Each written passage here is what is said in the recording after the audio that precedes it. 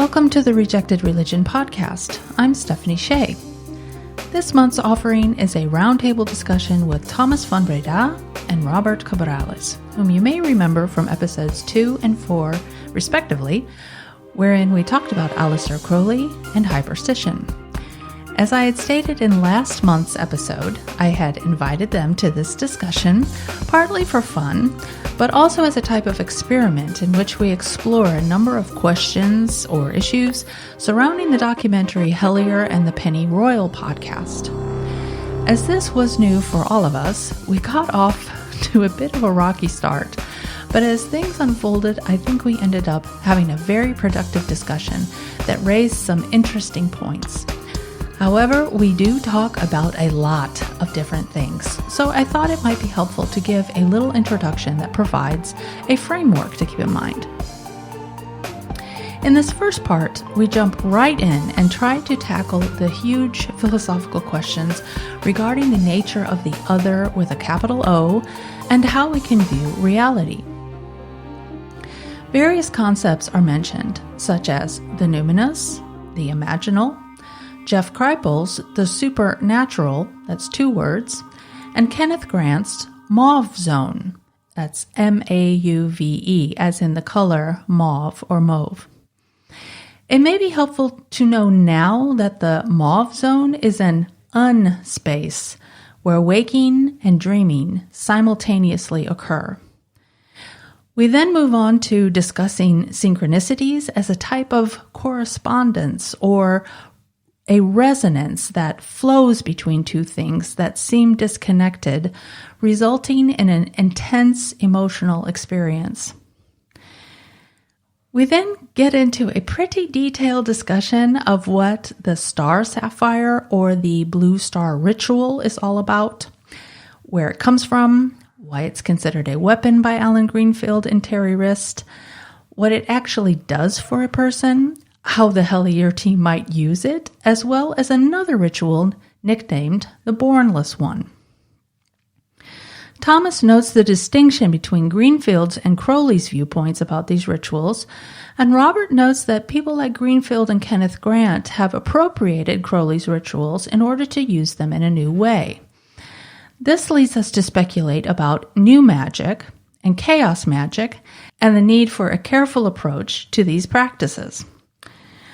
Okay, hopefully this will help you to follow along as we traverse these various topics. I should note that Robert is the first to speak after my opening.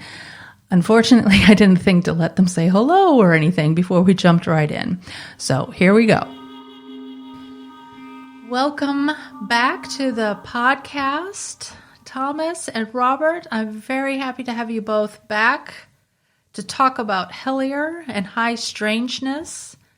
This is our mini roundtable. We have to start somewhere, of course. So let me start by asking you both.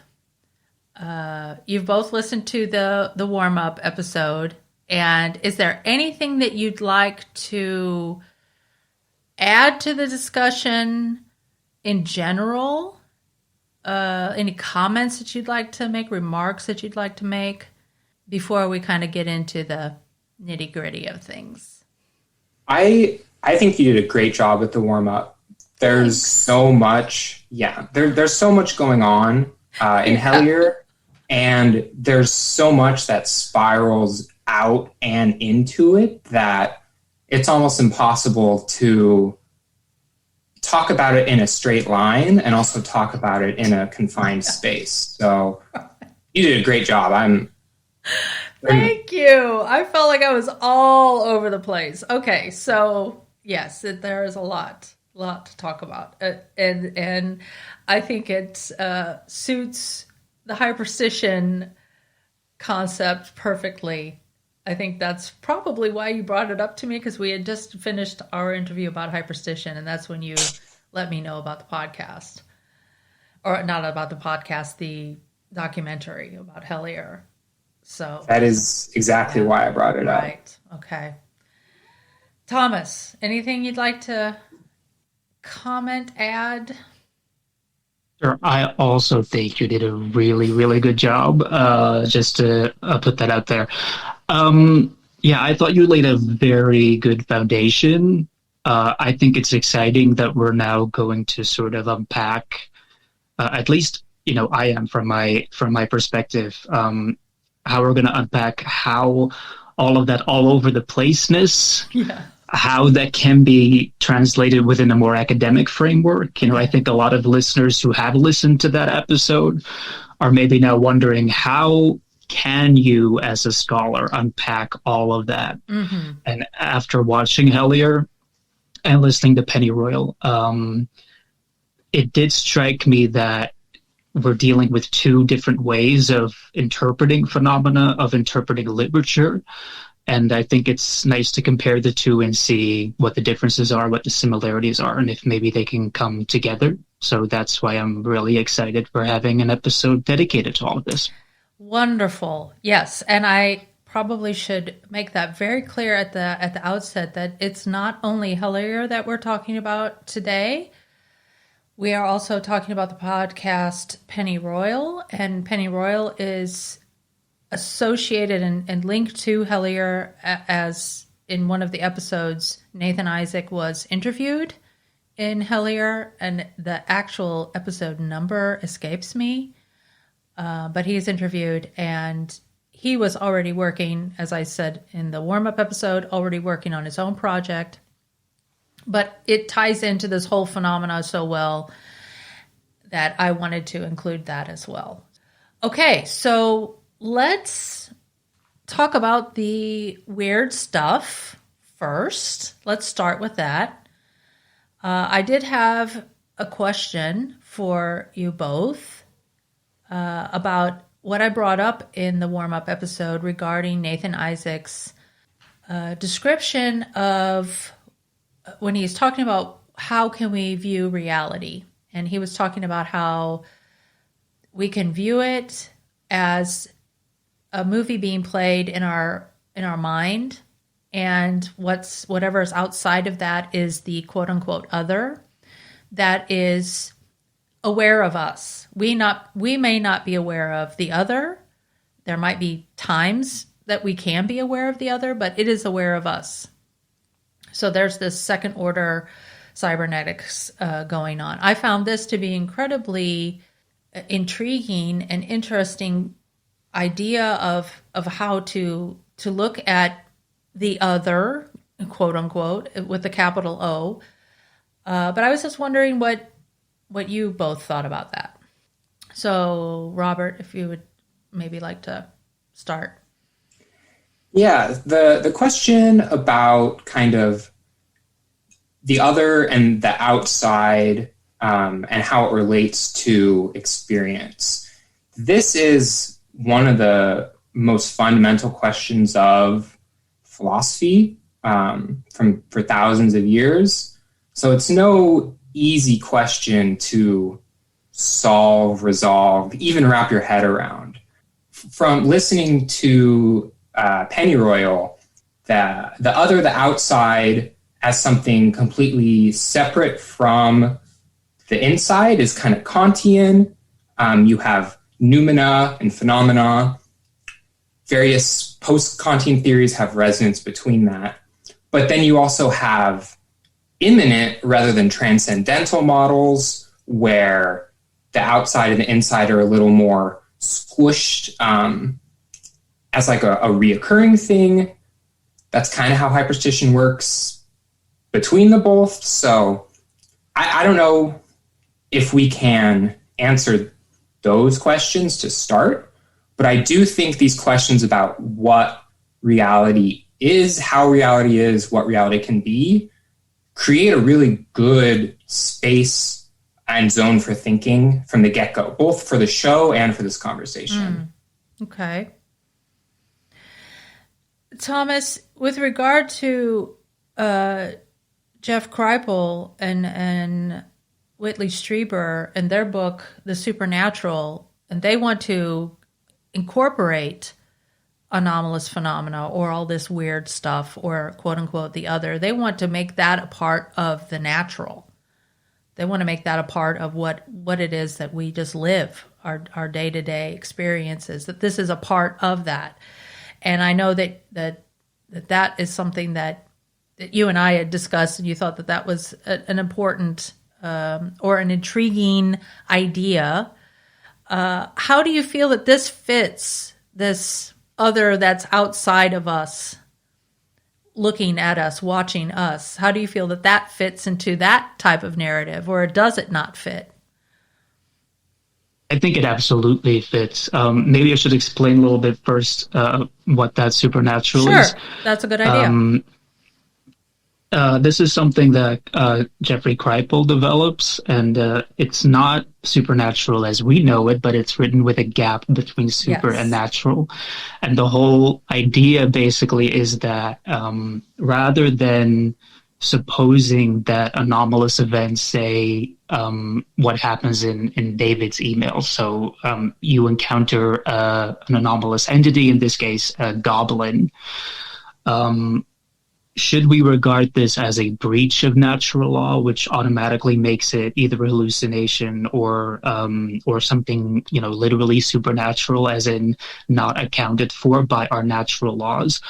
Or should we regard this as just a very special kind of something that is rooted in the natural world? So it's a way of talking about these phenomena from a phenomenological perspective. Yeah, I don't know if I'm explaining this well.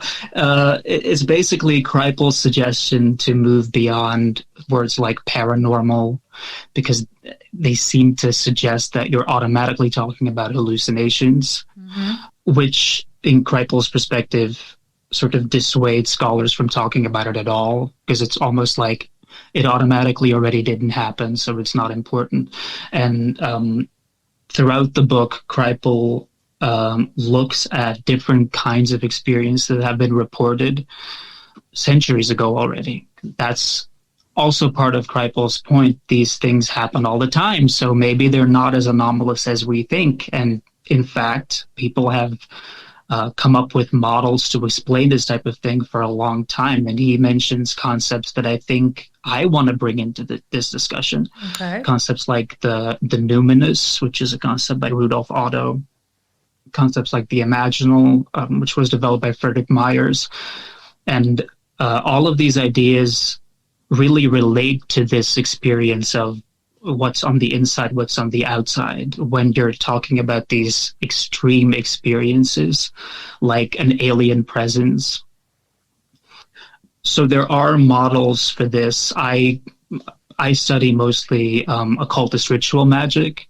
So I deal every day with states of consciousness where this boundary between self and others seems blurred, where magicians encounter beings that seem to come from somewhere outside of themselves, but at the same time relating to themselves in a strange way. So this blurring of boundaries and this question really of, is there anything that happens outside of my mind?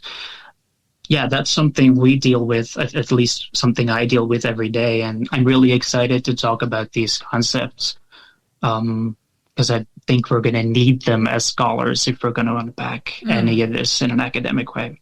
What do you both think about this idea that this is this other, because Nathan, I think he's also referring to some of the guests that he has on the podcast, to what they have brought to the conversation, that this other can be considered magic as well, and that magic is outside of what we understand as space and time.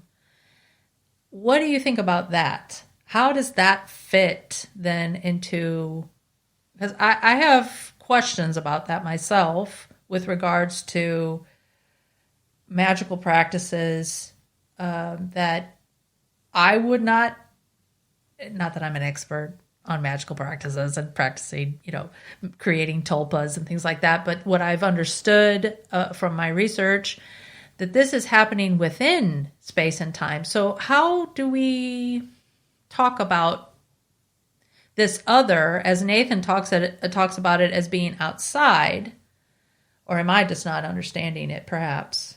I'm just curious to what you both think about it. So the very notion of space-time already puts constructs and constricts are thinking about temporality. So space-time is a spatial linear process, and it's a container. And because of that, we kind of have causality as a main component of how reality works. So within this construct, by working outside of space-time, how do you think outside of space and outside of time if your entire concept of time is spatiotemporal? So there are models that aren't kind of Einstein Newtonian space-time. Again, Bergson and Deleuze, Spinozist, the immanence network. And we talk about this with virtual and the actual and non-linear temporality, where time is right now and memory is right now, the future is right now. And the simultaneity of these do this folding and unfolding process where right now opens up virtualities in the past that have been there but weren't yet actualized, and unfolds them as the future presence. And so it's constant becoming. Okay, so you're just for the listeners who can't see what you're doing with your hands, you're making these undulating circular type of motions with both of your hands, as if one thing is unfolding and the other thing is like folding in on top of it or in on itself, and that it's like this constant state of almost circular type of, or turning type of motion. So you can think like Mobius strips. I believe it's Yates. He has a gyre system of these two cones kind of collapsing into and out of each other. There's like a Einstein-Rosenthal bridge, like that kind of collapsed, like Turin cone. Yeah. And I think this is relevant because with synchronicities, which is such a major component of both Magick and the research that they did in Hellier, a synchronicity is an acausal connecting principle. And that gets kind of funky if you try and spatiotemporalize it. But if you work in this kind of Mobius strip, unfolding, infolding, unspace, you start to, things can move around with a little more fluidity. And that's how I have approached Magick. I think it adds for a little more flexibility. Yeah, I kind of also envision it like a snake coiling in on itself. That type of motion that you can see the muscles moving under the skin, and that nothing is static. There's constant movement. That's how I'm visualizing it. So, anyway, I'm talking too much. Thomas? I'm not good at this stuff. For me, this is philosophy. So I feel totally out of my league. All I know is like I said, my background is more occultist ritual magic, and I read claims all the time that when you're performing these rituals or these meditations, basically when you're experiencing the appropriate magical states of mind, time and space simply collapse and they reveal themselves as illusions that really have no ontological reality.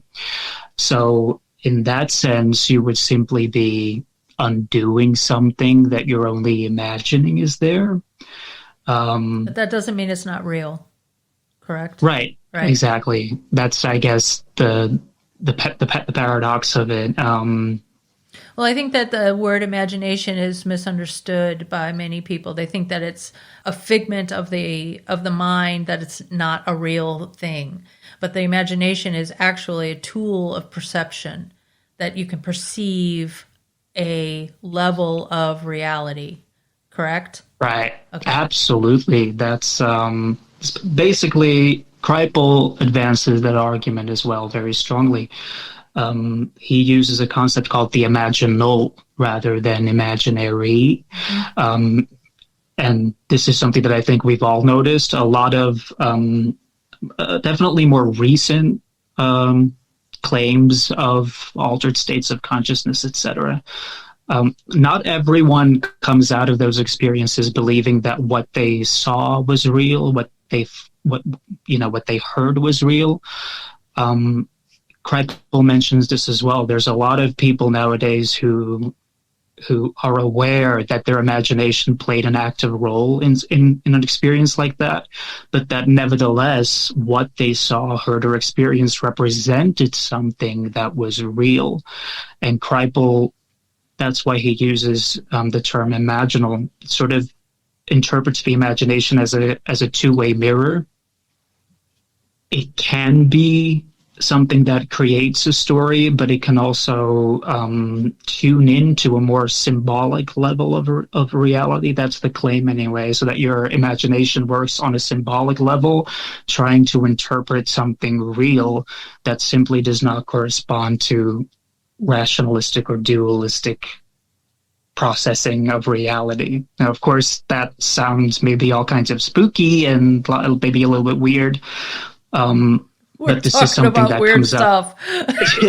We're in the weird already, so let's not hold back here. So just say it. But it's still.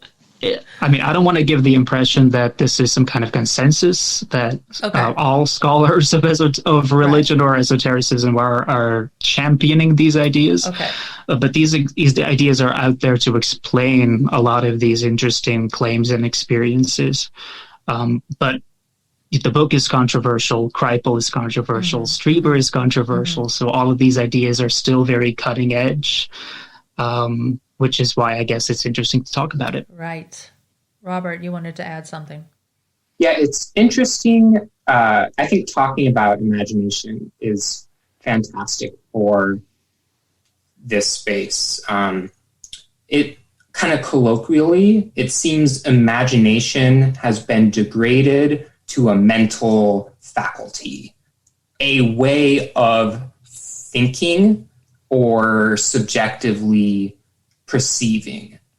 Whereas in the past, the imagination wasn't just a tool, it was a zone, it was a space, its own kind of plateau, plane that could be engaged at. And I believe this has resonance with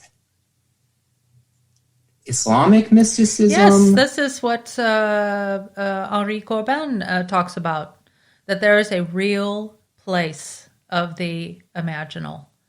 And this is consistent with kind of the Bergson-Deleuze philosophy, but it's also very, very present in Kenneth Grant's Typhoonian system, the OTO, specifically the Mauve Zone. And so in the intro podcast, episode 7, you talk about how the Pennyroyal podcast talks about the night side.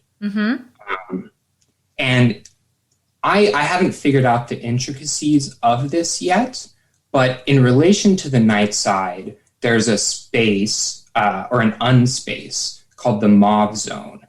And the Mauve Zone is both the simultaneity of waking life and dreaming life. And as such, it's both and neither. And so within this Mauve Zone, there are entities, psychic entities, paranormal beings, various existences. I believe are we the on term like the astral plane? Is this astral, or are we on a different plane? I believe it would be accessed astrally. Okay. But it's an in-between of dream and reality. But it's a space within kind of the night side. And so you can enter this space through trance. But getting back, so this mauve zone is accessed as an imaginal realm, but it's not imagination like we're kind of thinking about it. It's a space that you access, quote unquote, astrally, however you want to causally explain it. Yeah. So it's not like daydreaming. It's not like daydreaming about something. It's an actual place. Okay, put a pin in that. Well, we're going to come back to that when I talk about tulpas. Okay? Because this is, I think, a really important thing with regard to that concept of they don't call it the dream world. They call it Wonderland, I think they call it. I can't remember what they call it. There is an actual place where the entities reside, the non-physical entities reside. And I feel incredibly stupid that I can't remember what it is called. I will look it up in the meantime while if we take a little break. I'll look it up so I can actually get the terms that are used. Okay, so we were talking about this. It came up just now in our discussion about the stuff that happens all the time that Kripal was alluding to, that, this stuff happens. It's a part of our experience. People have weird things happen to them. So, and in Hellier, there was a real focus on paying attention to synchronicity, paying attention to all of these meaningful coincidences that just kept coming up. And I wanted to bring this up because we were talking, the three of us, about this, about there are certain things that we thought were very important, and they didn't seem to put much importance to it, at least in the show. Perhaps privately they talk differently about it. But like the Thomas, I remember you talking about the almost getting abducted by aliens type of thing that we were like, why didn't they go into this? Why are they just brushing over this? So in the course of the discussion, I brought up the fact that, a lot of weird stuff has happened to me, and I, over the course of my entire life, and it wasn't anything that I thought was like trying to tell me something or trying to lead me in a particular direction. It's just weird stuff that happens. And some things are meaningful at the time. I put a significance to the event, but I didn't link it together with anything bigger or like a path that I was supposed to be following, and I was supposed to be paying attention to all of these signals that were given to me. So I'm just curious as to your opinions about this, and maybe I'm putting these two things into categories where they don't really belong, but I'm just curious to know what you think about it. As someone who experiences synchronicities very regularly, I can definitely sympathize with the Hellier team. I think we all can. Mm-hmm, I think definitely, yeah. That's kind of one of the things I thought was funny. They seem to link their synchronicities, at least, to this idea that they're being initiated into something. Mm-hmm.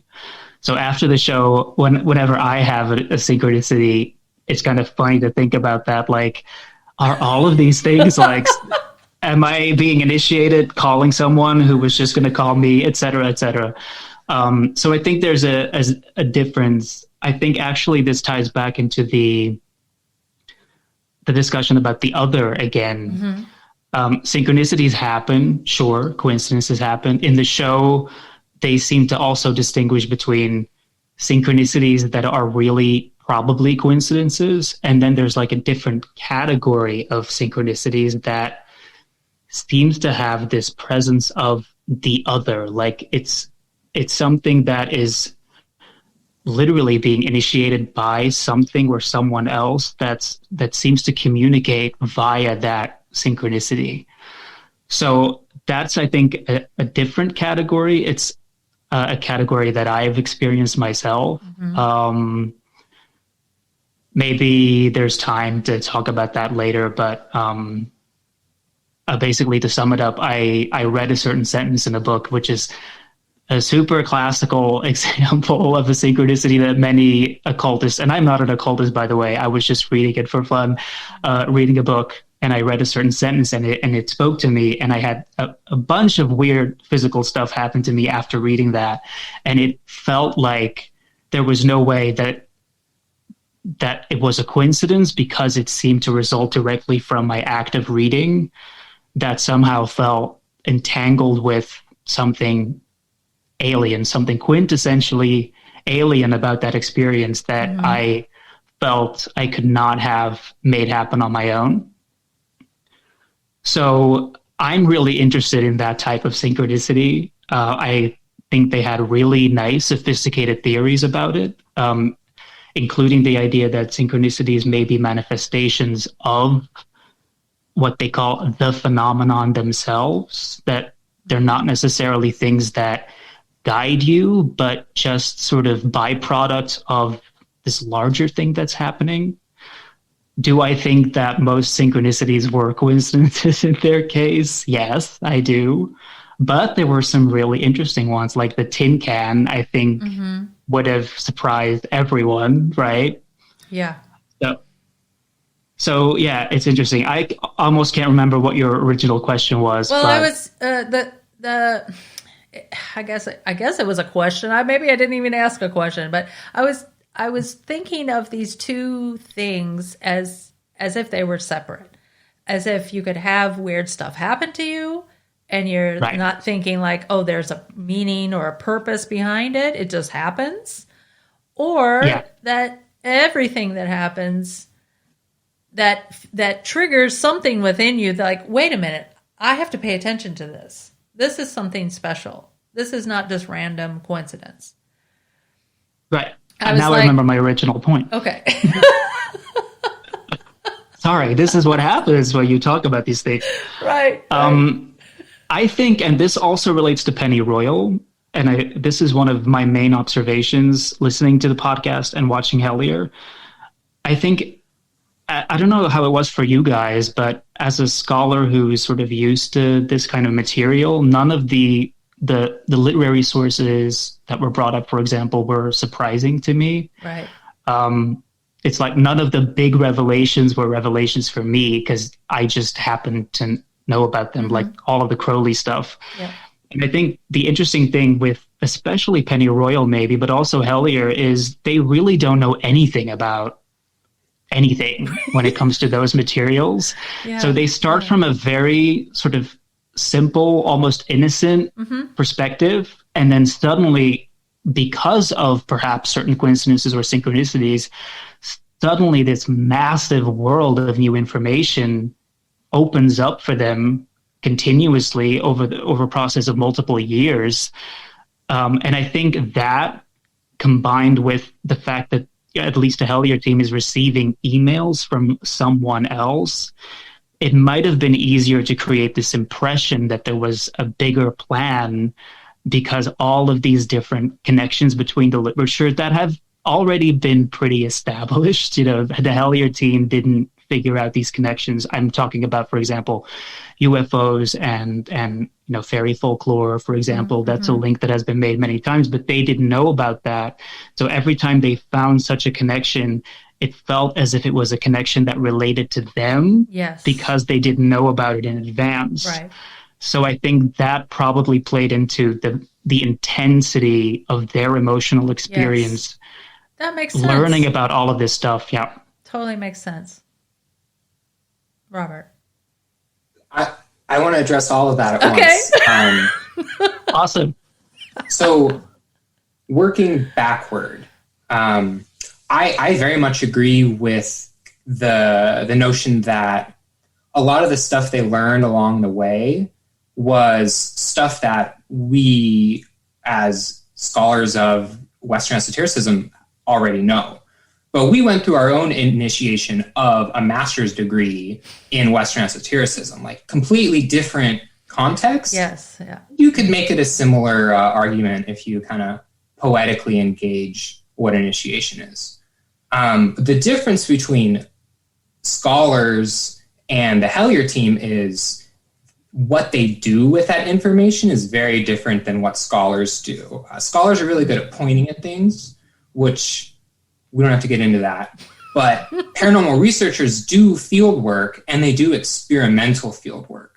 So they went through this initiation, and they say this in the last episode. They now have the tools to do the research they should have been doing, or they had the potential to do this entire time.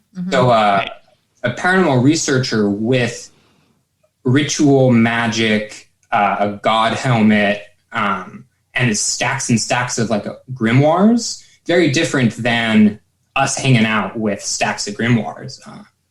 Right. So I think that's important. Yes, that is. And then stepping backward again, coincidence and synchronicity, and kind of sifting through the meaning networks. I've been chewing on this one the last couple of days, and I kind of think it's the synchronicity as a meaningful coincidence. I don't think that's a good definition. I think coincidences are necessarily meaningful in that you need meaning to establish them. So if you kind of break up the term, you have inciting. You have two disconnected things that nonetheless are coinciding, and there's a meaningful connection. Yes. And so I've been thinking of synchronicity rather as meaningful coincidence as co-respondence or correspondence. So it's a coincidence, but it's a corresponding coincidence. So the key functional difference is this resonance that flows between them. It's a meaning, but it's kind of an animated meaning, this contingent connection, this acausal connection that is, they're sympathetic to each other. To kind of use words from a recent Weird Studies episode, it's not just that they are there together, it's that they're there not communicating, but resonating. Okay. But it's a good way not to get rid of meaning in general from the two. Okay.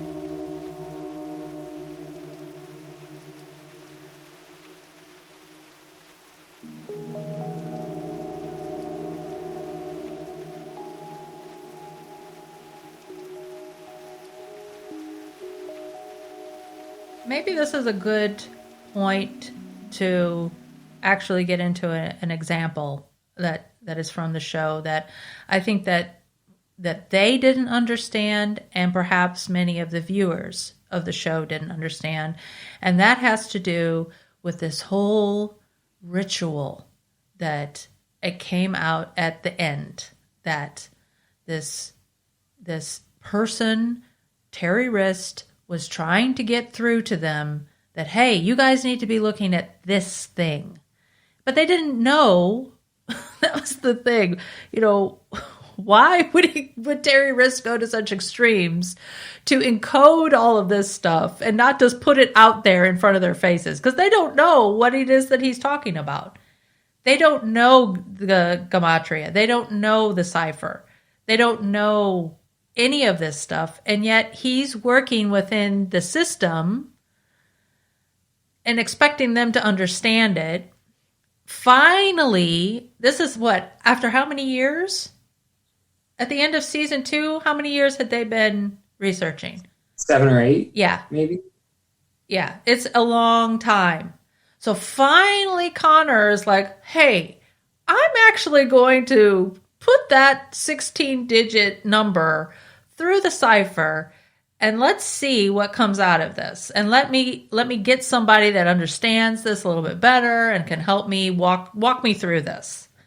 So we get to this blue sapphire ritual, and they're like, well, what's that? What does that mean? Why is this so important? I got the distinct impression from them that they were like, whoa, this has got to mean something. This has got to be something really important. But they had there was no meaningful correspondence going on, as you said, Robert, because they didn't understand it. So this was the big question that I had. Why did this happen in this way? I don't know. I mean, I don't have the answer. This is just the question that hangs over my head. Why would Terry Wrist go to all this trouble to try to conceal this when it's so important? And they don't know anything about it, so they don't even know where to look. So let's talk about this ritual. What is the Star Sapphire ritual? Well, not to offend the listener here, but it is quite widely understood to be a sexual magic ritual, which in a way isn't super shocking if they read Alan Greenfield's works. Right.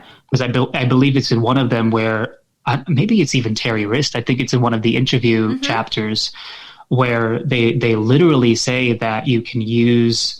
I don't know if it was specifically sexual magical rituals, but definitely magical rituals to... Oh, voila. I have the expert right here. Not the expert. I just read it. Right. That you can use magical power to literally combat the phenomena. It's a weapon. Right. It is. So... in a way, and this has kind of been sort of my academic frustration with the team sometimes, it reminds me of the first time that Carl connects the emails to Indrid Cold, which I was kind of just screaming at the screen because that connection, Greg could have already found that out from the emails if he had just read Alan Greenfield, if he had read that chapter, because Indrid Cold is mentioned. Yet Carl had to bring that in. So there seems to be, I don't know how they do the literary research, but it's kind of like what you said also. It took them so long to make these really simple links, really. And I kind of expect that... Let me stop you there. I think this maybe also ties in, though, to this not understanding what this stuff is about. Right, They don't know what sex magic is. They don't know what Greenfield is referring to. And just to be very specific, they were talking about libido. They weren't talking about... So you can kind of deduce that they're talking about sexual energy, but they don't come out and specifically say these are sex magic rituals. They don't say Blue Sapphire ritual is a sex magic ritual. So they don't do that. True. So because even... if I may add, I thought it was actually quite funny that the numerologist Connor invites to work on this cipher says, let's just do the most simple... I mean, do you guys remember this? Yes. Let's do the most simple numerological exercise, which is supposedly a magic square. And it was so complicated the way they showed it. So the idea that this most simple numerological thing you could do with the numbers was so complicated, Greg would have never been able to find that out. So it's also been, I mean, to answer your question, maybe to offer a suggestion, I think perhaps the point of the email secrecy is for them to use this new Aeon Kabbalah cipher, which is the one used in Greenfield, and that maybe if they decoded the email this way, the correspondences would have motivated them to consider the cipher legitimate for other purposes as well, if you know what I'm getting at. So it was kind of like an instructional exercise to prove that the cipher could work. Because maybe if Terry Wrist maybe just sent an email saying, hey, there's a cipher in this book and you can use it to fight extraterrestrials, it sounds stupid all of a sudden. While if you show the way the cipher works, it sort of draws you into it and maybe made it more attractive. That's one possible explanation for why the email was coded when it didn't really have to be, I guess. Okay. So before we go any further into the actual ritual itself, Robert, did you want to add anything to this part of the conversation? Yeah, the last episode, and the last segment of the last episode with John Tenney, I think the Hellier team really respects him, which they should. Like, he's a great contribution to the paranormal community. But I think he overcommits to the reason of the numbers, like, as a express intention. So these numbers plugged into the New Aeon Kabbalah, they give you that sentence, they lead them to the Starfire ritual. And Tenney makes it pretty clear that he thinks that was the purpose of these numbers the entire time, and that's what they were for. And so they were just not seeing that the entire time. Okay. And I don't think that's consistent with the synchronistic magical thinking that develops in the show. Okay. I think it's important that they got that outcome at the end, but I think that outcome only unfolded from its virtuality into an actuality because of the resonance they established. Like I see what you mean. A sex magic ritual for engaging aliens is meaningless. It's not a synchronicity. It's just kind of weird unless the Brown Mountain coordinates, like, that was the meaning of the numbers. The various ways they broke it up, all of those are the answer, because there is no one truth matter. And I think Tenney kind of puts them in a box that isn't really consistent with how they were thinking up to that point. But it's important nonetheless. But I don't think for the reasons they might. And we can get into that after we explain the ritual, I guess. So, Thomas, is it easy to talk about this and what the significance of this ritual is? Or is this just something that you're like, wait a minute, don't even try?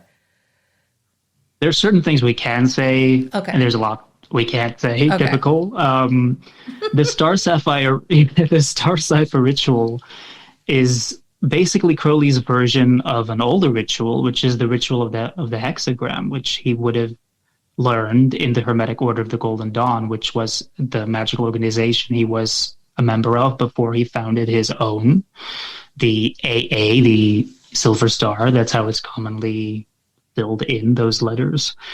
And the way he would have upgraded it supposedly is by including elements of sex magic in it. But, this ritual was published in the Book of Lies, which is a very complicated work, as the title possibly signifies. It's a very mysterious work. It seems to be full of jokes. And, one of those jokes is actually tied to the Star Sapphire ritual. In the ritual, Crowley refers to the action of making the holy hexagram in each of the directions, so northeast, southwest.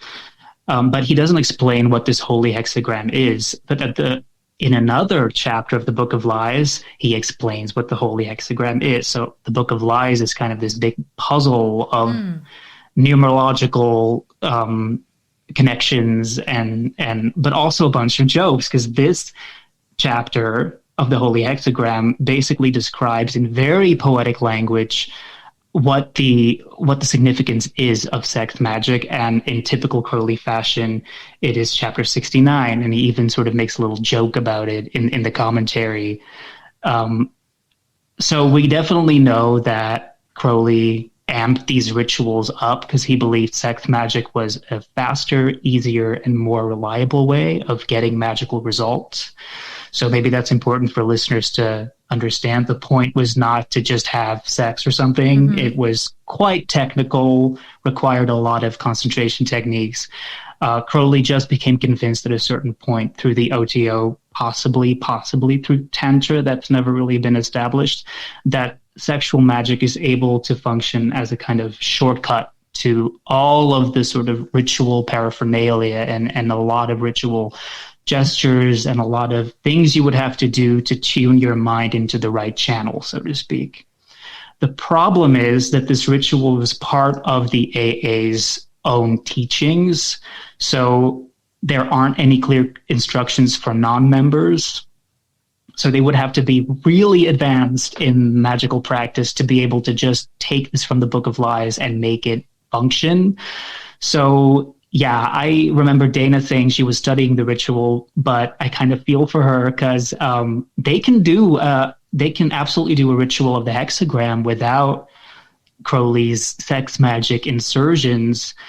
But I don't know if that was the goal of, quote unquote terrorist. I'm not sure. It seems to be kind of another dead end for them in the end, because like I said, Crowley never gave clear instructions for this. He kind of relied on his readers to be advanced enough in magic, which they of course are not, to take the text and sort of make something of their own that works.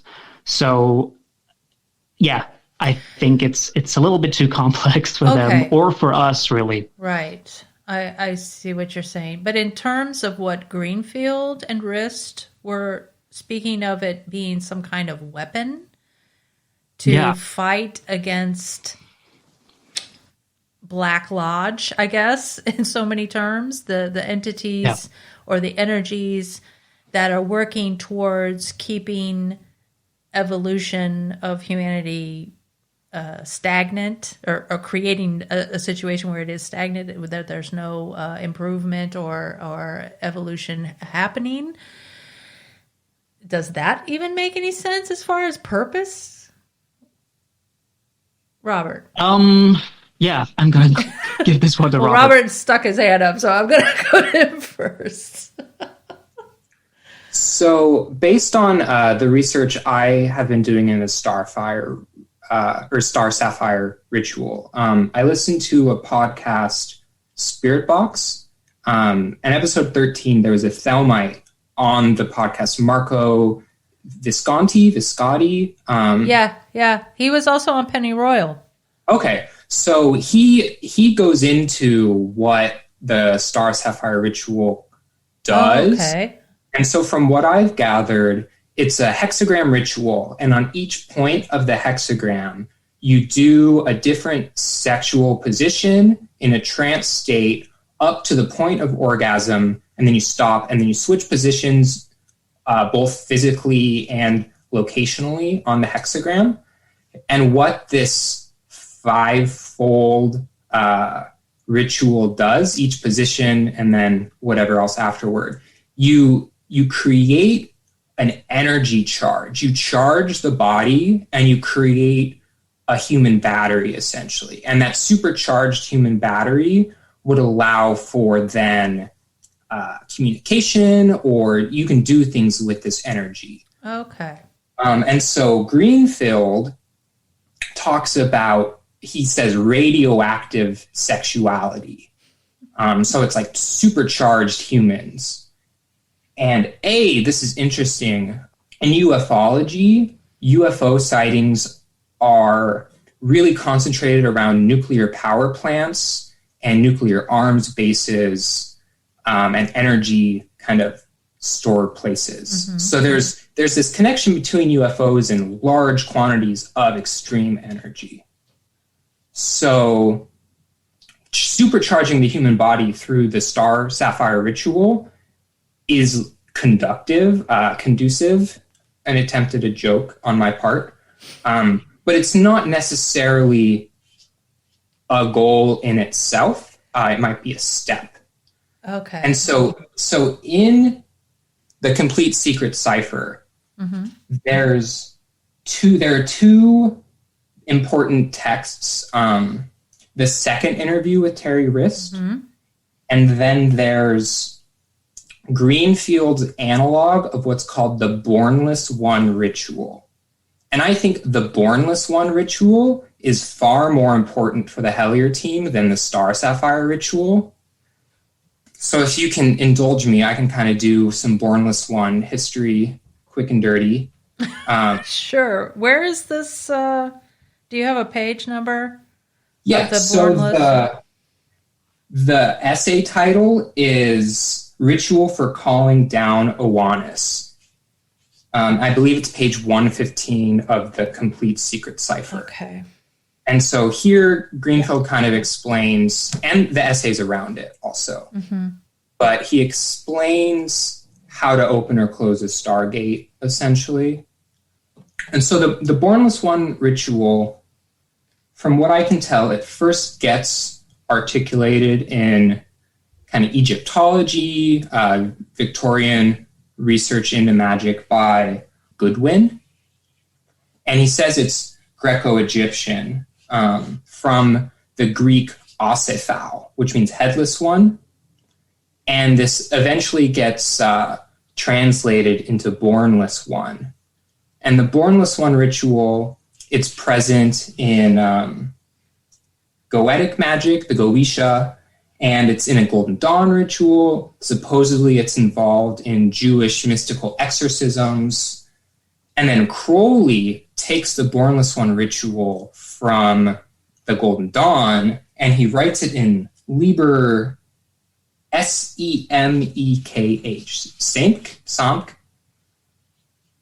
Liber Semekh, and it's a ritual for contacting the guardian angel specifically.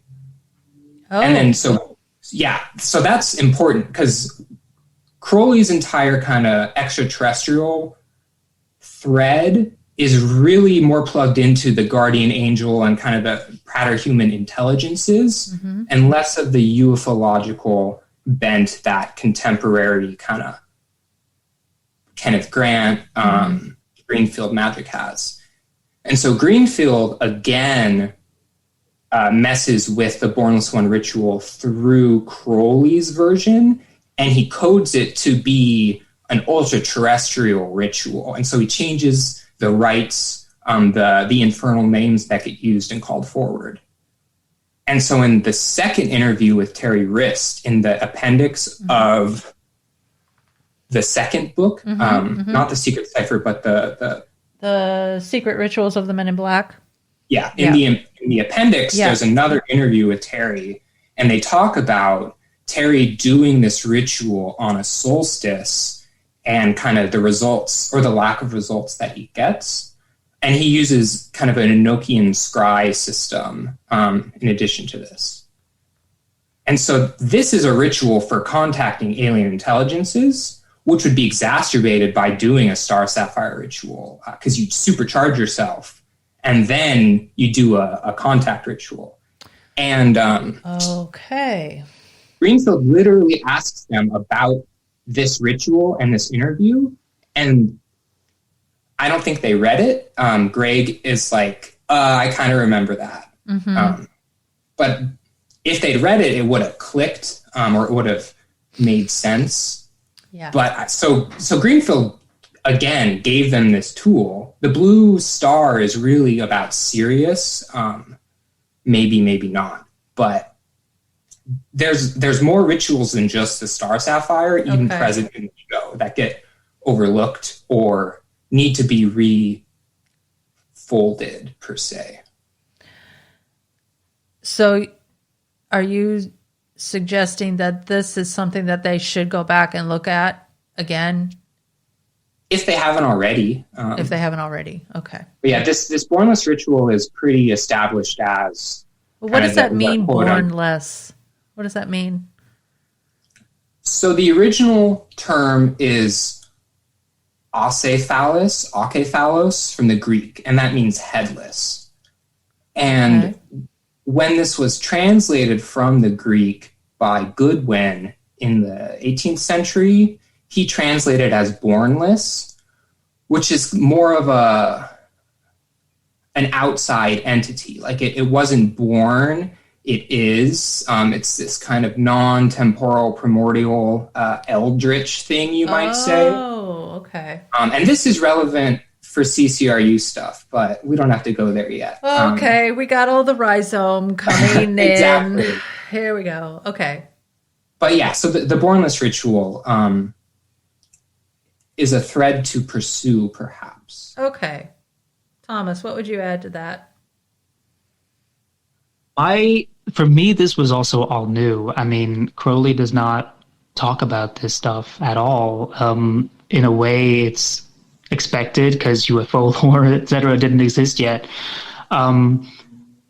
This is something that has been on my mind a little bit. There seems to be a lot of, I don't want to say assumptions, but the Holy Guardian Angel, in Crowley's context, so I'm not here talking about Greenfield, etc., is such a complicated goal, I guess, for Crowley, and I'm just not sure what Crowley would have thought about the suggestion that the reason to connect with your Holy Guardian Angel would be to then knock a UFO out of the sky or something. Like, there's something about it.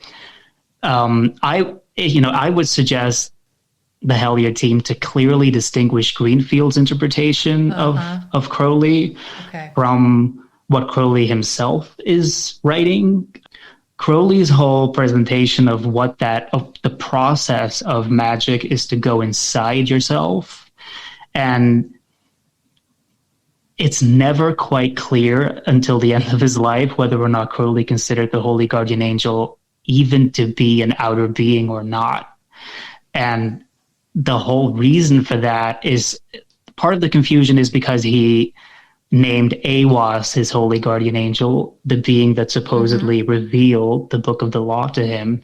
And in one of his final works, Magick Without Tears, he literally says that the Holy Guardian Angel is an external being with its own universe, that it is not a projection.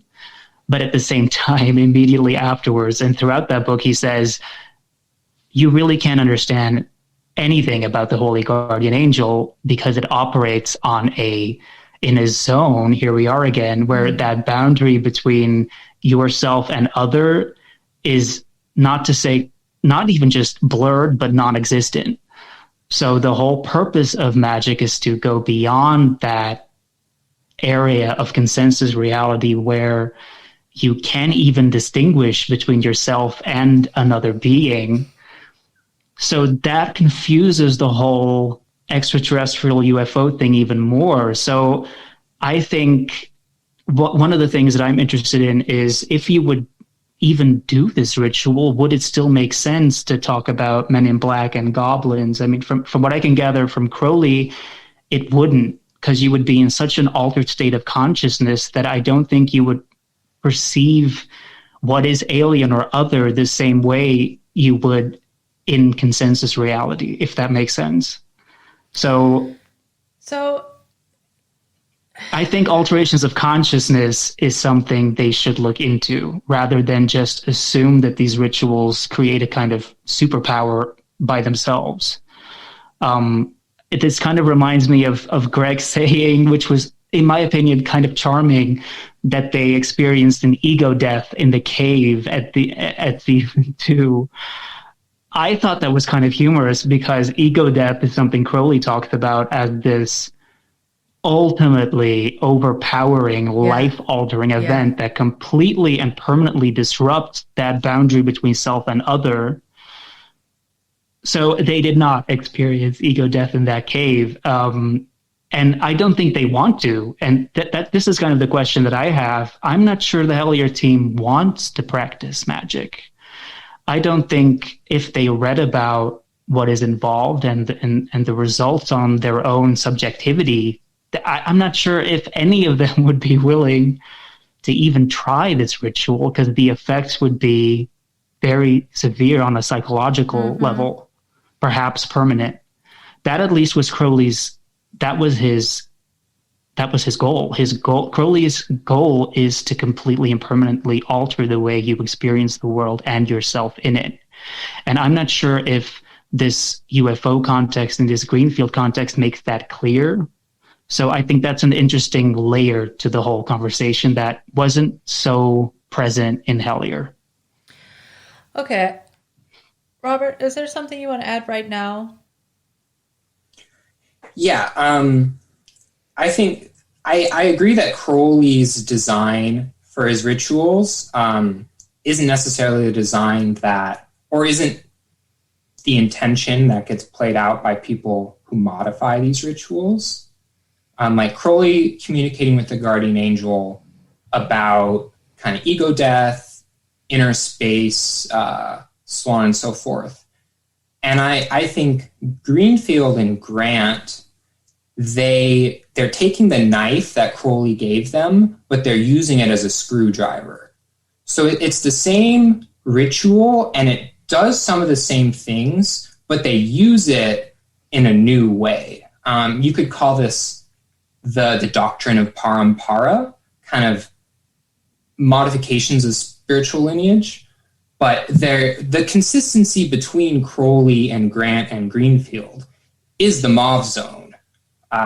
Crowley, of course, doesn't call it the Mauve Zone, but this inner space, which is the overlap and coincidence between dream and reality, both and neither, neither principle. I don't know if I used that correctly, but it's consistent between all of them. And so they're using the tools to get there, but then they're doing different things. So where Crowley goes there to become spiritually enlightened, Grant goes there to communicate with intelligences. A paranormal researcher might go there to research intelligences. Like, if we take this idea to kind of and play it out, in sightings of Mothman, sightings of UFOs, sightings of Sasquatch, they're slippages between the Mauve Zone and our spatiotemporality, which are facilitated by shifts, slippages, so on and so forth in consciousness. So they overlap. Fiction and fact get blurred. We start to have changes. So if you have someone playing with or using those tools as research methods, they might be able to not necessarily do a spiritually ego death ritual that changes their quote unquote soul, but they could kind of create a resonance such that an intermediary being can then have a facilitated dialogue used in a liberal sense. If that makes sense? Or if it doesn't make sense. I feel like I'm completely out of my element right now. I think what you're getting at is answering the question that arose in my mind when Thomas was talking about how Crowley is seemingly not intending to use these rituals in the same way that Greenfield wants to. So that's clear to me. But with regards to how this plays into it being some kind of weapon, that's still unclear to me. I mean, I think I brought this up in one of our earlier private conversations about this whole concept of the Black Lodge and the White Lodge. There's this duality there that, and the Black Lodge, that all of the entities that come out of this Black Lodge are dangerous, harmful, destructive entities with regards to humanity. They don't have the best interests of humanity. They seem to want to use us as a pawn in their game, or abuse us in some way. I mean, there are a lot of traumatic experiences that are accounts of serious trauma that these people had gone through with regards to abductions and things like that. So I guess where I'm getting stuck in the whole trying to find some kind of meaning or significance of what I understand, that this could be relative, that one person might put a significance on a ritual that another person might not, and they might see it in a different way. But maybe it would be a good idea, Robert, for you to talk about your research into all of this. I mean, you already started just a little bit before now, just now, to talk about how all of these paranormal, UFO, all of this stuff that has come out of, I would say, after like World War II, all of these events of high strangeness. How is this playing into this occult narrative? And why, I guess my second question would be, why is someone like Greenfield wanting to take magical practices, magical ritual practices, and apply it to this phenomena? Does that make sense? Yeah, I think so. There's a couple ways to approach that.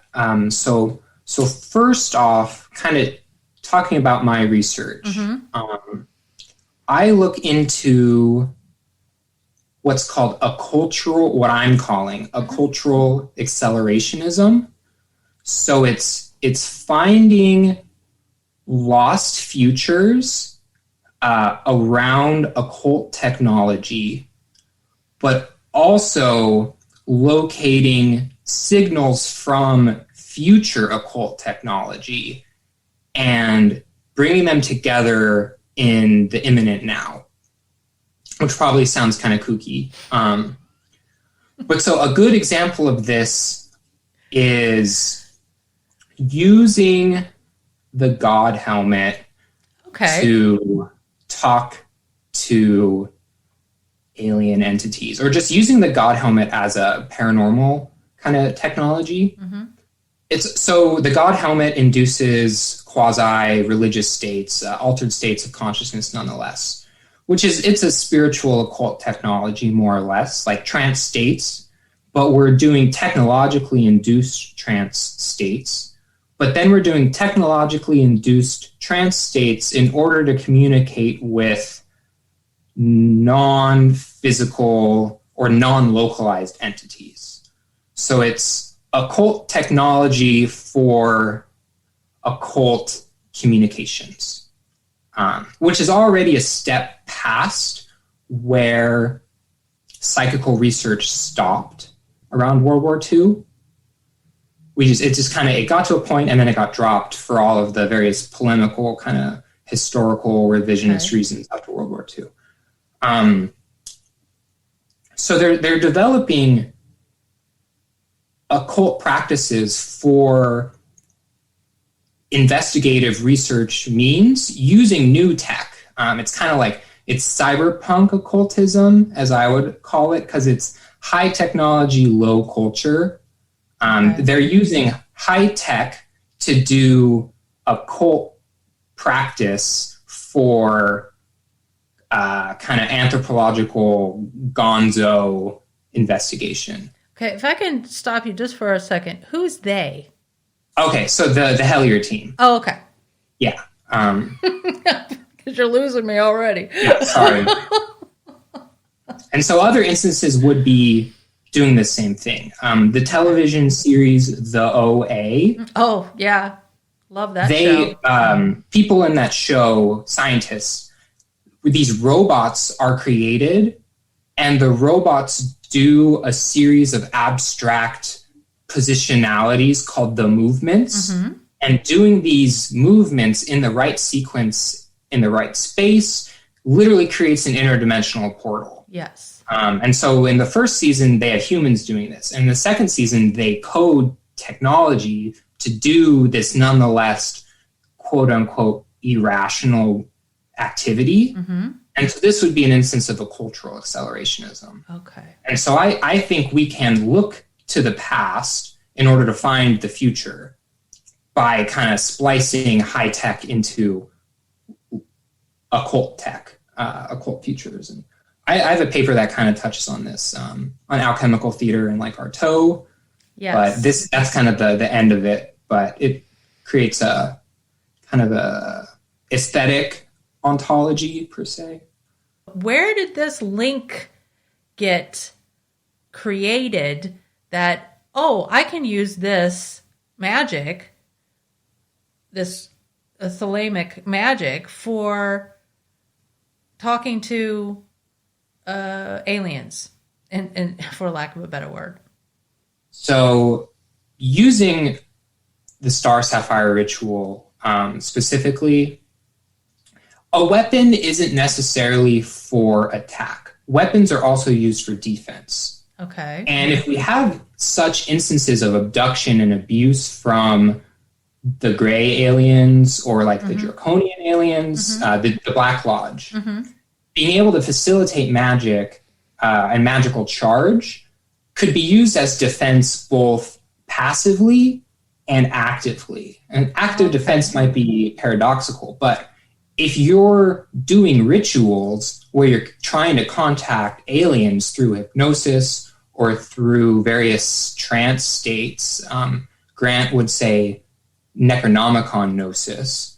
But if you're doing these, it's probably safe to charge your battery first so that you're not per se paralyzed or disarmed or just kind of at their mercy. You can prepare yourself to communicate with them. So it could just it could be a defensive matter, yeah. Okay, so with regards to the Hellier team, they're not doing any of this stuff because they don't know about this stuff. Another thing that came up in the show was that they were talking about they were being initiated, that they felt that, you know, this kind of came up time and time again, and then they started to think, well, maybe we are being initiated. Does this have something to do with this, that they're being initiated into, hey, you need to know this stuff so you can protect yourself? Is that what this perhaps could be alluding to? I'm sure it's related. It might not be the express purpose, but it could be one of a multiplicity of reasons. Right. Not the only reason, but it could be a possible explanation for why these rituals kept getting brought up and the concept of initiation and all of this, that this kept coming into the story, because it didn't seem like they, at a certain point, they didn't really even want to focus on this because they didn't know what this was about. And they wanted to do the God helmet and the Estes method, and they wanted to do other things, and they wanted to do their own rituals that they created. Yeah, it seemed like they're almost being forced into something that they, A, didn't know anything about, and B, perhaps didn't want to do. But they kind of got sucked into it in a way. So in that regard, I kind of feel like this whole conversation that we've been having up until this point is like outside of the Hellier team, because this is not what they were dealing with for themselves. They weren't thinking this way. They weren't approaching the topic this way. And we're putting all this meaning onto it that for them it's irrelevant almost. At least in the beginning it was. I think now they're starting to change their opinions about it, because they've been getting so much feedback from people who have all of these ideas. What would you say to that? That is something I was also very interested in. The difference with becoming an occultist. Control is a very important aspect of being an occultist. You know what you're getting into. You're choosing to be initiated, first of all. I mean, at least in most cases.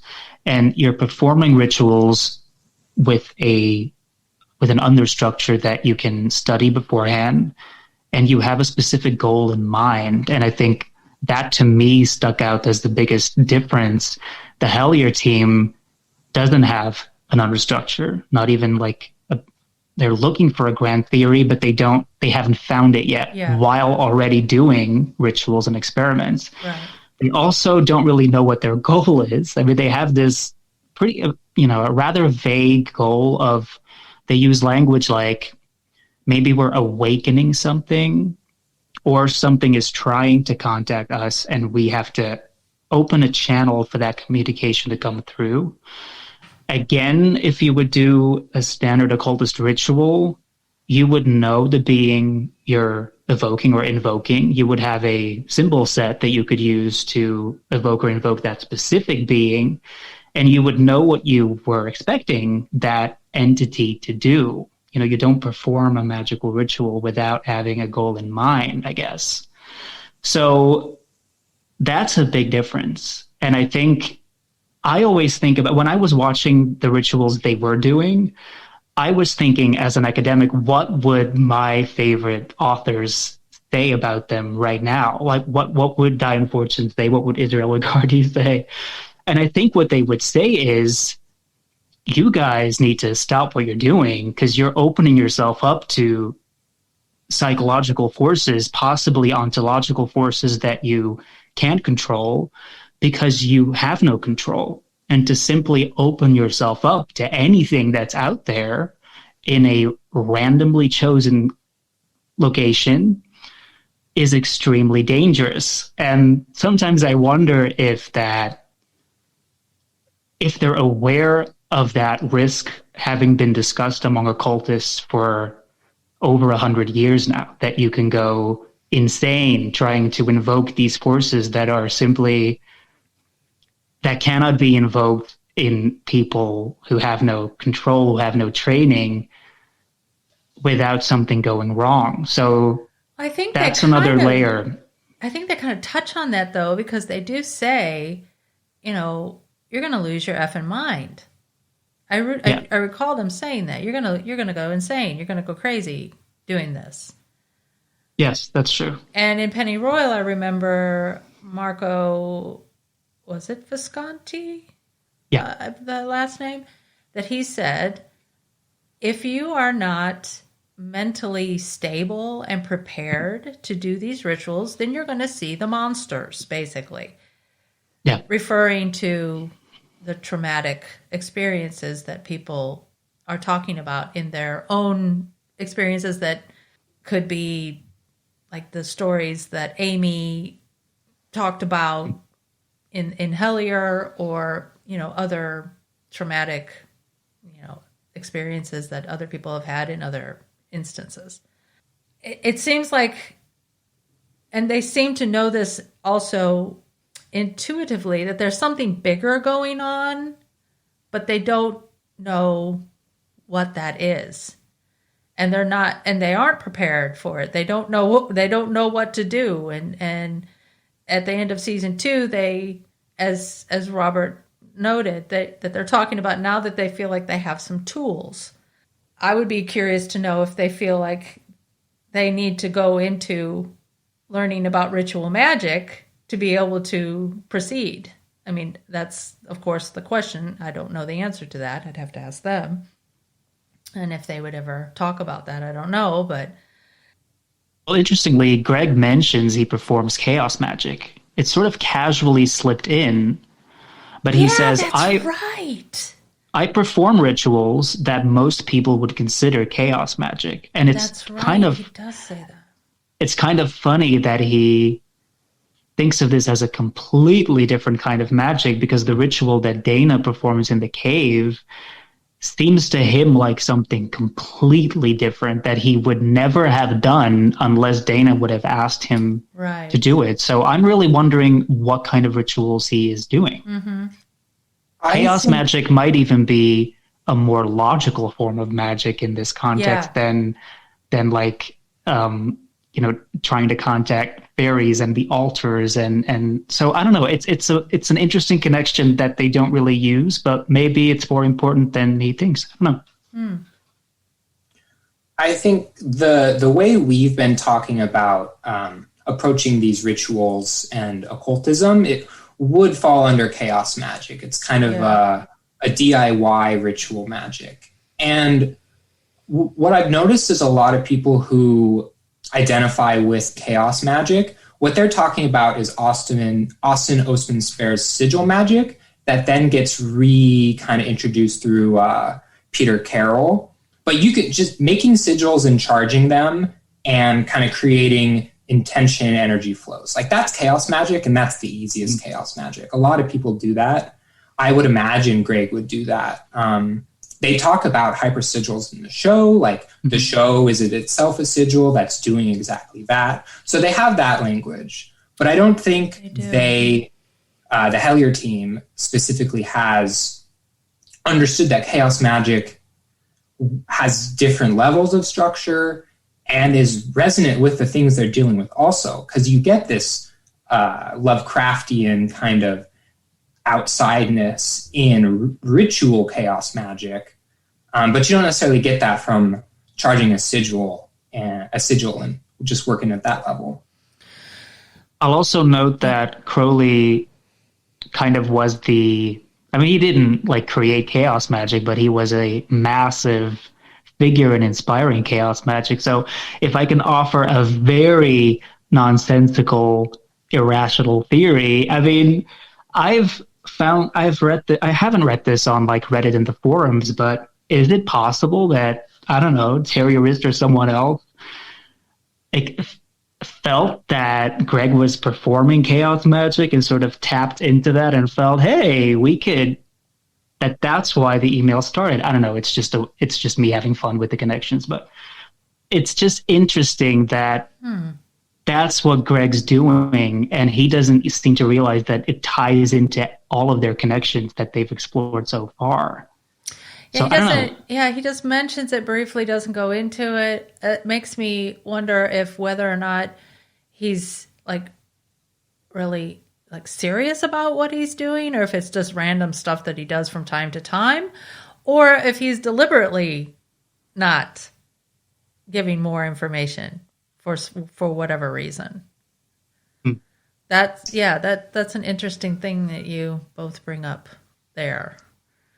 Dana's a hedge witch, and she's been practicing for a good while. She knows what she's doing as a witch, and that's part of why the Newkirks are noteworthy without even touching Hellier. They've been using witchcraft to do paranormal research for a good while, and I've seen a couple like shows they did after and before Hellier, not relating to Hellier, and you kind of get to see how they incorporate this. It's interesting, but again, it's not ritual structure, but it's still theoretically you're trafficking the same energies. Right, exactly. So would this perhaps, or could this perhaps have some kind of link then to, in the last episode, when the gentleman that came to help Connor, Tenny? Yes, thank you. He said that there's a need for quote unquote new magic, that they're not really supposed to be using this old magic that you would find in Thelema and OTO and, these Golden Dawn, that they're supposed to be creating new magic. And it may be, I'm just thinking out loud here. Maybe that's why the appropriation of all of these rituals, it doesn't matter that they're not doing it the way that Crowley would have done it, or the intention, or with the same intention that Crowley would have, because they're supposed to be creating something new in this regard. The only irony then is that they're using a super old cipher. I mean, this isn't mentioned in the show, but the cipher they're using is one of like 10 plus ciphers that have been offered to solve this cipher mystery in the Book of the Law. So if the Hellier team is listening, this might be something worth knowing. I've counted, I think, 11 different systems of English Kabbalah and of course, Alan Greenfield only uses one, but he uses the oldest one. But since it's the English Kabbalah, it's the James Lee system. But there have been numerous corrections because this cipher is perceived to not really be rooted in Thelemic lore. So that's interesting in itself, that other Thelemites have sought different interpretations of the numbers to closer match the findings to Crowley's own philosophy. So because there's so much emphasis on use the numbers, it's kind of interesting that the numbers are actually quite old, possibly outdated. Most Thelemites I'm reading note that the Thelemic community doesn't even believe that the cipher can be cracked in one way, that you would probably have to use all of the different ciphers at once to look for like the biggest commonalities, that the cipher can't be cracked, so to speak.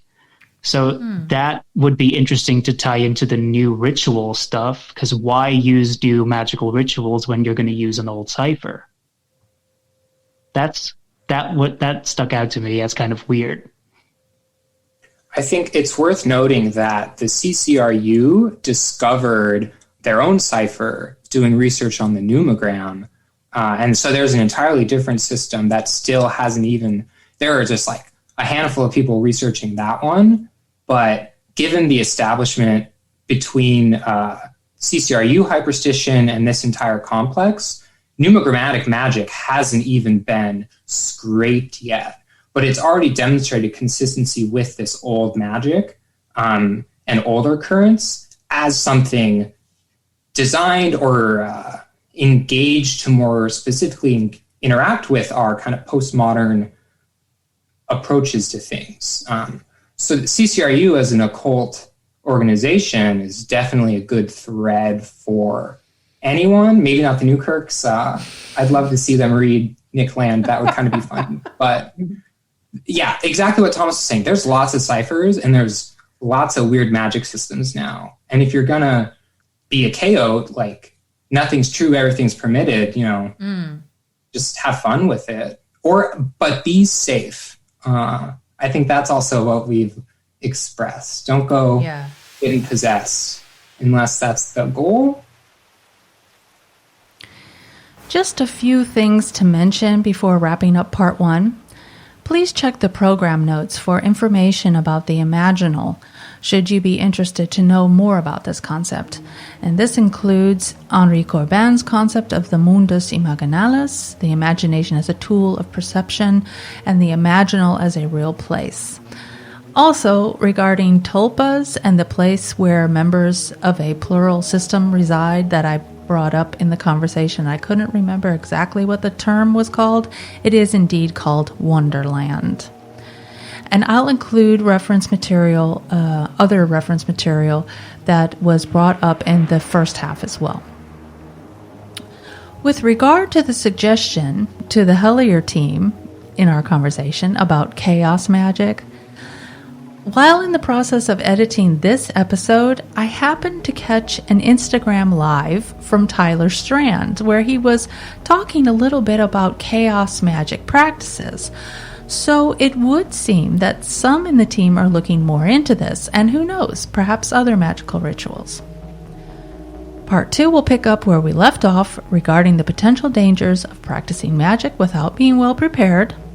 And then we move on to gateways as a possible explanation for high strangeness events, the nature of tulpas and other similar entities, the academic questions about what we are actually studying, and whether or not scholars can add anything of value to boots-on-the-ground fieldwork. I hope you'll join us for part 2.